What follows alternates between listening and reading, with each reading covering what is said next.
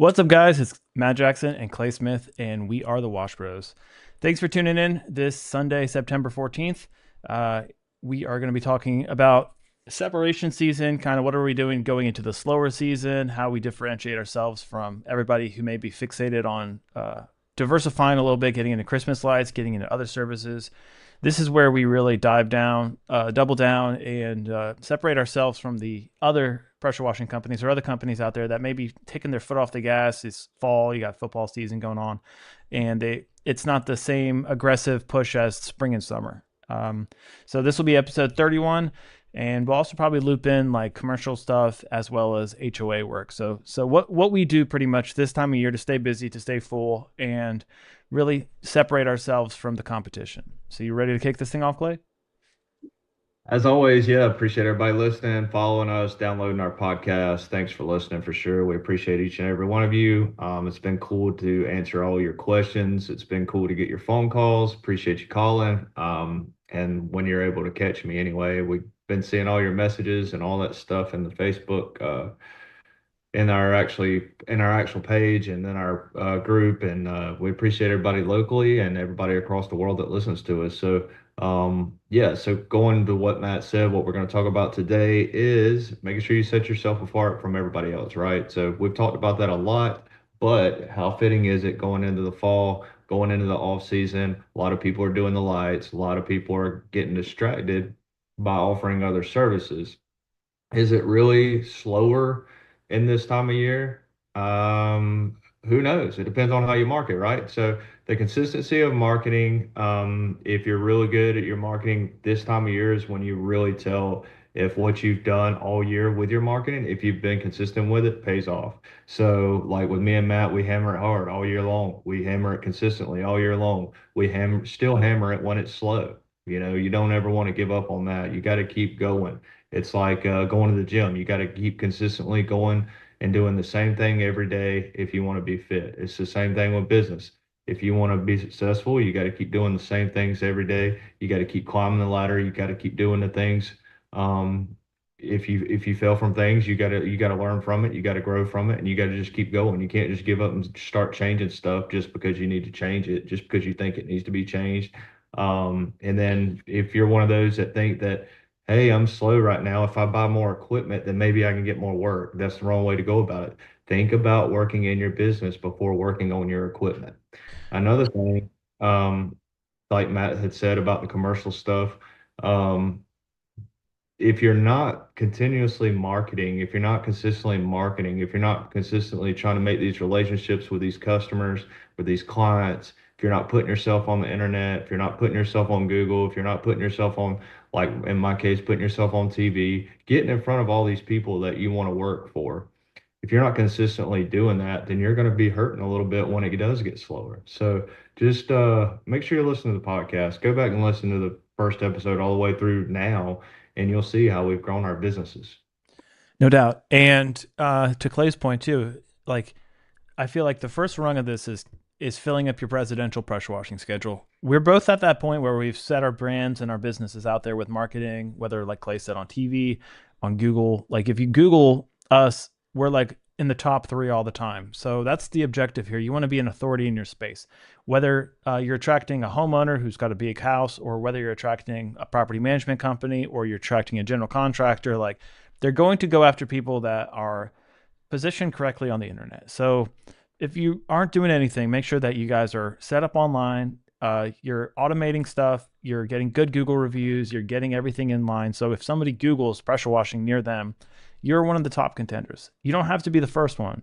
A lot of times we think, hey, if we're not the first one, then what's the point? Like they're probably going to call multiple people. So if you're in the top three, whether it's LSA, I know Clay does a great job at sitting at the top of LSA. Like every time I search, or Google Ads, that's another area, or like Map Pack. Like you can be strategic and rank in different things, and it's easier and better to rank in one of these things really well, and you get a better ROI than trying to be average in all of them. So to our point, it's all about consistency. So whether you're posting to your Google My Business page, whether you're updating stuff, whether you're responding to reviews, there's a lot of ways that you can show yourself as active online with Google. And that's the ultimate objective with ranking high on Google. So It's Clay says it's important that we post regularly, we stay consistent with stuff.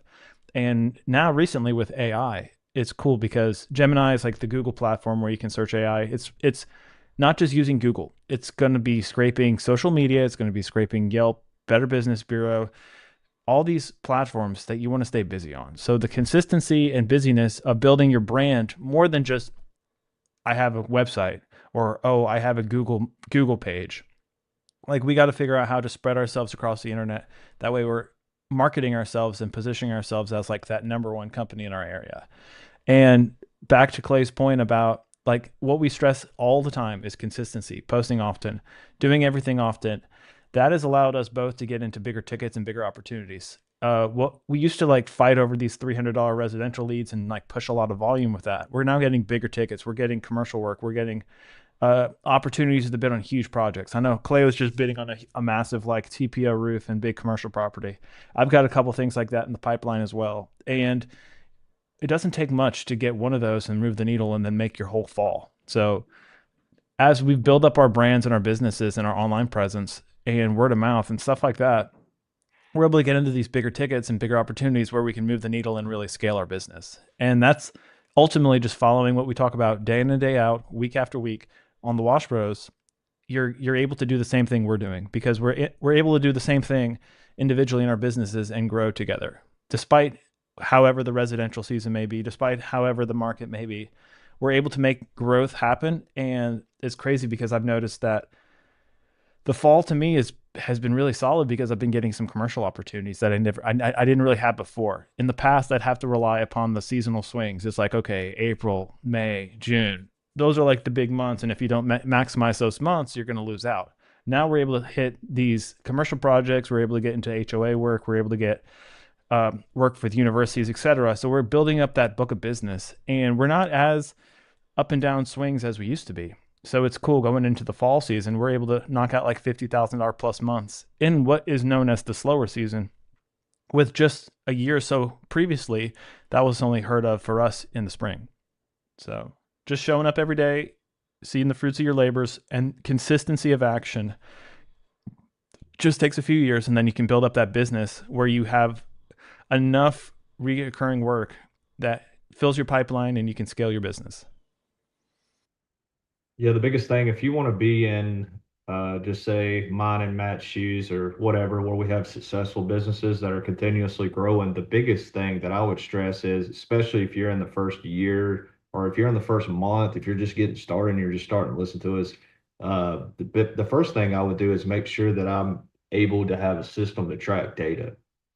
So a data and what we call it is a CRM. I know a lot of people that have been in this business know what a CRM is, but some people don't. So I'm going to explain it. A CRM allows you to collect everyone's data as far as phone numbers, cell phone numbers, emails, their location, their service address, any kind of information that you can get from that customer when you're giving them a quote. You want to enter that in your CRM. Whether they use you now or not, you want to make sure you get everything. Say, okay, when you're collecting a quote, you want to go ahead and grab all this information. That is free information that, say, when it comes time and there's a random customer looking on the internet, they're looking for me or Matt to do the pressure washing. It's going to cost me or Matt on average anywhere from $30 to 60 to $80, depending on the lead per Google. So all that is free information, whether you use it now or it happens 3 years down the road. There have been many times where I have serviced a customer and Matt had given them a quote previously, and he does a great job at farming his customers. So he took that customer from me the next year. And it was a free, it was just all he did was send a follow-up email. He farmed his customers. So you can save money in the long run by gathering all this information. They may not use you this year. They may not be happy with the guy that they found cheaper. They may want to pay a little more for you next time. So gathering all that data, that is step number one. Step number two, when you have all the data and you've worked for these people, you've done all these jobs, it keeps up with your job count, it keeps up with your revenue, it keeps up with everything month to month, day to day, week to week, however you want it. And then you know what to expect the next year. And that's how you grow a company. Exactly right. we've been conditioned through these YouTube gurus or these business gurus on these Facebook groups that this is a get rich quick scheme, and that's not the case at all. If you view it that way and you treat it as a hustler, as a transactional type of guy, you're not going to last very long in pressure washing or any other venture you do. Like, we have to treat this as a business, and it's such a saturated place. But the good thing is we're dealing with mainly hacks in this space. You're dealing with these part-time guys, you're dealing with these guys that are get rich quick minded people, these guys that hit it hard for 1 to 2 years and then they quit. They don't think long term, they don't think building out their business. Ultimately, we build out our book of business, and to Clay's point, like, I'm able to have more depth because while I might not get the leads coming in, like net new leads off of Google or off of the phone, off of this or that, I'm able to have a lot of people call me who are repeat customers. And I'd say like a decent chunk of repeat business has been this year. And I'll notice, hey, you pressure washed my house in 2022. It's 2025 now. On average, it probably takes 1.5 to 3 years for people to call back to have their house cleaned. So if I pressure wash 500 back in that day, if I was doing 500 or 600 jobs a year, there's a lot of people in 3 years that are going to call me back again, probably like 100 people. And that's the mindset you have to have with farming your base. Like, if we've done, since I've started, 4 to 5 thousand jobs, there's going to be a ton of repeat business in that. My job is to stay on top of people, remind them about it, and then sure, they may have moved, they may have no longer need our services, they may have found somebody like Clay, they may have found somebody else, but there's going to be a good chunk of people that are still going to use you. They may not use you year 1, 2, or 3, but you never know, that random time they may call you and say, hey, I'm ready to have this done. Or, hey, I refer you to all my friends. Being able to farm your business is vital to grow long term in your business.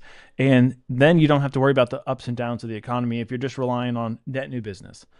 Like, anybody can hit $100,000 a year, but our objective is how can we hit $100,000 a month? And you got to stack your capacity. If I can do $30,000 on one truck, okay. If I have two trucks, my goal is $60,000. That's maxing out those two trucks. Okay. If I add another truck, I can do maybe $90,000. If I get into bigger stuff with commercial, maybe I can do $100,000. In order to feed those trucks, I'm going to have to farm what I'm doing. I'm not able to just dump a ton of money into Google, dump a ton of money into advertising, or hope I get some big tickets. I got to strategically build out a system that follows up with people and that markets for me. And I got to hit that hard. And my objective has to be, how can I be a sales and marketing business? And how can I, as the business owner, focus on filling that pipeline? And to Clay's point, if you are new, it's extremely important that you manage all of your information, phone numbers, emails, because like he's saying, if a phone number and an email and a lead is going to cost you 50 to 60 bucks, think of how valuable that list is. Think of how valuable those 100 people that you've pressure washed is worth. And it's super important to get on top of it and stay on it too. Don't be complacent. Don't just put somebody don't just pen and paper it. It's got to be automated. It's got to be a numbers game and consistency. So, like, we're hitting people in our CRM, I'd say probably 3 or 4 times a year just through our CRM. And then I'm sending out quarterly email blasts. So we get unsubscribes here and there, but a lot of times we've noticed this year we've been able to get a lot more reoccurring business. And I think that's due to like our MailChimp campaigns and some of these more consistent follow-ups. Yeah, and what you're saying about the commercial stuff, the guy that called me didn't even know that I did commercial. The first thing he said, Clay, do you do commercial work? I see a lot of residential. So that may have been a lack on my marketing. I haven't really marketed towards as much as commercial as I have residential. There's a lot of commercial stuff on there, but a lot of people also aren't going to read or going to go to skim through your page. So, anyway, we had an opportunity. I just wanted to tell everybody that listens, we have an opportunity of 200,000 square foot of TPO roof, 80,000 square foot of concrete, and we're probably going to bid. It can, like Matt said, it's gonna make our fall. So if we can get that. But the biggest thing that I used to do is get all excited and pretty much go ahead and put a check mark beside that job. Oh, I've already gotten this job. The worst thing you do is get your hopes up on stuff like that because 9 times out of 10, I mean, with me, we haven't really gotten many. It's learning your market, knowing your market, and moving forward. Exactly right. And two, to think on opportunities like that, you never know when they're going to close. I do this like place in Donaldson Center. So we did a job last summer, and it was like $12,000, something like that. Pretty basic soft washing. And the guy last year, he quoted us. He's like, hey, give me an estimate on that quote on the roof. So he had a TPO roof on one of the buildings, big building, and then I gave him a quote on that, and he's like, cool, yeah, we'll get to you. We're interested. Crickets.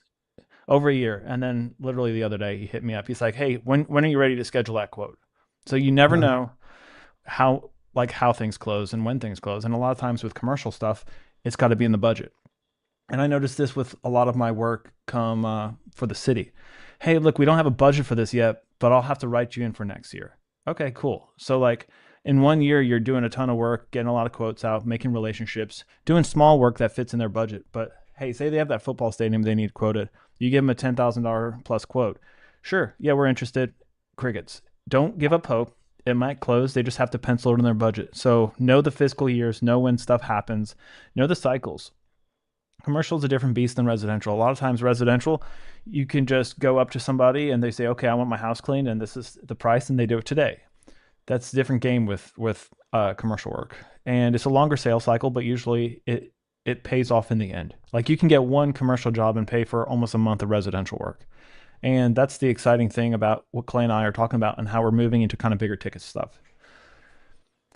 But again, Yeah, it I mean, takes 5 years of business and like how many thousands and thousands and thousands of jobs that we do correctly and get Google reviews. Like it isn't something you can just walk into. Usually the equipment is required is higher equipment, higher cost of everything. So don't just don't just try to say, "Oh, I'm your one in business. I'm trying to compete with people like this." Like have patience. It'll all pan out. yeah, I mean, we're talking about thousands of dollars versus hundreds of dollars, so it's a little bit of difference as far as the scale. And then, if you're just getting started, you may not be around next year. I see a lot of the times the businesses they don't work out versus working out. I mean, the percentage rate on that is nuts because people don't realize what they're getting themselves into. So if you jump into it and say, "Oh, I'm your commercial guy," well, it may be a year before they ever say, "Okay," like Matt said, it could take a while. Yeah, and a lot of times, like Clay says, you get your hopes up if you're new, and you're like, "Oh man, I got $100,000 in like quotes that I just put out." Okay, but like realistically, if you're a newbie, you're probably not pricing anywhere close to what the rate is, and you're probably not going to get it. I'll help guys out, and usually the pricing I see on people is like nowhere close to the ballpark of what's required to close the deal. And there's a difference between selling and closing. A lot of people think, "Oh, look at me, I sold this, I sold that." I'm like, "But you hadn't closed anything." That's why the number one question when I ask people like who are talking all these numbers, I'm like, "Yeah, what is your revenue?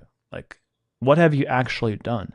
Don't focus on like selling everything. Focus on closing. Focus on what are you able to put on the board? Because if you're not closing stuff, do some self-assessment. Look at what's going on. Are you too high? Are you providing enough value? Do you even know what you're talking about? Because um, like Clay says, a lot of times people reach out and call us because we have experience in bigger things. And commercial, it sounds awesome. It sounds like, oh, it's such a big ticket. But if you're pricing it with the same mindset as residential, you're not even competitive. And that's not a knock on us of being cheaper. That's just saying, hey, we know how to efficiently come in and knock out a project and make a solid amount of money, but it's going to be probably way less than what you're going to charge. And that's just understanding the market, having the crews and the trucks to efficiently bang it out. And that just comes with time. Yeah, I mean, basically, if you were to go do $30,000 worth of residential work and you do in a month and you do a $30,000 commercial job, okay, it takes you a month. You're really not making any more money than you were, and then you're having to wait on your check.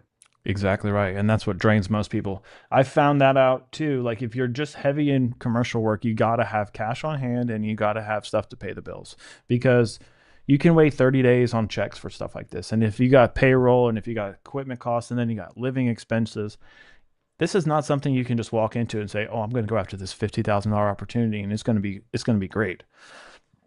It's like we cash flow our stuff with our residential work. That pays for my employees, that pays for my personal bills, that pays for my overhead. Like if I was just going, let me go to my commercial work, bang, bang, bang, without having a ton of accounts receivable that's going to just kind of pay for itself, I'm going to be on the hook. So like understand where you're at in business, understand what are your strengths and what you can and cannot do. a lot of times residential is still essential. And like Clay and I talk about, like, we love residential. Like I plan on running residential, two trucks residentially, and just managing those like 50, $60,000 months, making good profit, not doing anything sexy. And then eventually bringing on another truck, maybe like a flatbed setup, something more geared to, I bought a hot water burner, because we do some work with like the cities with like grease and boring stuff like that. But again, it's like kind of getting our foot into more reoccurring commercial work. So I bought a burner just to help out with like oil cleanups and stuff like that. But I don't want to remove my trucks from the road. This isn't going to be something that I want to like pull my residential guys off of their work, because it's cookie cutter, like soft wash house, get check. Like, we don't need to get distracted in what we do if we already have something going on right. We're not saying, oh, we're killing it, we're consistent, we're doing great in residential work. We're going to pull all of our resources and try to go after commercial just because we could potentially make $30,000 on one job. Like, the goal is to expand into another truck dedicated to commercial, using those other trucks that are cash flowing to pay for that expansion. And this is where getting off the truck is vital, because if you're still doing it all yourself, you have to pick and choose. And this is the like owner operator dilemma. These guys maybe hit $20,000, $25,000 a month. Not hating on that, but you get so busy you can't grow your business, and then you're stuck on the hamster wheel. So it's important that, like, okay, you get enough money where you can expand out, and then you can focus on selling jobs. You can focus on having multiple trucks, so you can win these bids at a better price point than if you just have one truck. Absolutely right. I got a little piece of that this year. You get so capped out and doing so many things, then you get burnt out. You don't have nobody to lean on, and then it's just a mental game at that point. You're burnt out. You're tired of taking phone calls. You get to the point where you don't even want to talk to anybody. You don't even want to pressure wash. You don't want to do anything that pertains to pressure washing or business, and it just drains you mentally, especially when you get to that point. Exactly right. Because Clay's putting up some serious solid numbers solo, and this year he made that growth jump where he has a guy, so he could say, "Hey, look, I can double team this, or I can sit back for a week, and my guy's going to print money for me." And the game is a long game. It isn't, oh, let me hustle for 2 years doing this solo, and then I'm going to sell my business for six figures. That's not the case. If you don't have a team in place and you don't have an office in place, your business is worth nothing. So get ready to expand your business, or just be happy being that owner operator where you're in that churn and burn mode, where you might burn yourself out. Again, if you're trying to make some quick cash, it's nothing wrong with that. But just think long term. Do you want to be doing this in 5 years? Because it is a grind. I'm all about like the right time for growth. But if you feel ready and you can make that jump, I highly suggest making the jump into going from on the truck to off the truck. That allows you to grow your business. Absolutely. I found so much more time to do other things that I didn't know that needed to be done when I got off the truck. Yes. And you can find, and I feel like being on the truck can convince you that you're busy and you're working hard, but you're not working on growing the business. You're just responding to work. So you're always going to be reactive. You're always going to be behind the eight ball, as opposed to when you're off the truck, you're able to say, I can dedicate 40 to 50 hours a week on getting new business. And that's when magic happens. So again, in times that are like this, where there's extreme market saturation, where you got the economy kind of down, if you're not actively hunting and pushing and growing your business, growing the top line, finding new work, and then like pushing forward, you're going to get replaced. You're going to get replaced by somebody who is. So that's not hating on anybody. That's just saying, if you're complaining about being slow, look at what you're doing every day. And are you really moving the needle, or are you just responding to busy work? And are you doing $25 an hour labor? And that's just the truth that a lot of people need to hear. Yeah. So we're at that 25-minute mark. You want to tie this thing up, Clay? Yep.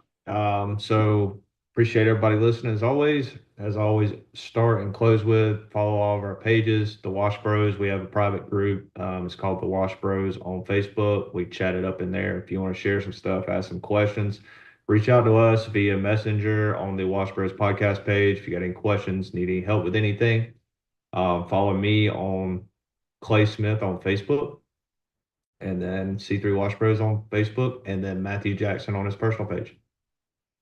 Absolutely. Yeah, we appreciate you guys. And again, like, the long game is the play here. So like, by getting off the truck, you're freeing up your time. You're able to focus on the big picture. You can say, hey, in 5 or 10 years, I want to be a dominant player. I've got depth. I'm building a life that I actually want. I'm not just in this constant hustle phase. And that's a huge thing. And that's kind of what we've been doing with the Wash Bros. Like, sure, we could go like 1,000 miles an hour into this and like do everything, but then it would sidetrack us from what else we do. And just kind of consistency of doing the Wash Bros, we're able to almost be at 10,000 downloads, which is pretty crazy considering we don't really do a lot of active pushing of it. We're just showing up every day, and that consistency of what we do add value to people. And same as what we do in our business. So like we appreciate all you guys listening and growing together. And if you guys are new to listening to these episodes, go back to the first one. There's plenty of episodes where you can learn a ton, and you can see the growth of both me and Clay as we pretty much journal what we do. And we've kind of grown from being, hey, this is going to be like a side hustle, to this is going to be what gets me out of my main job, to this is what's building my like first business, to like, hey, now we've both established ourselves as decent players in our local market. Yes, sir. That's all I got, Matt. Yep, cool.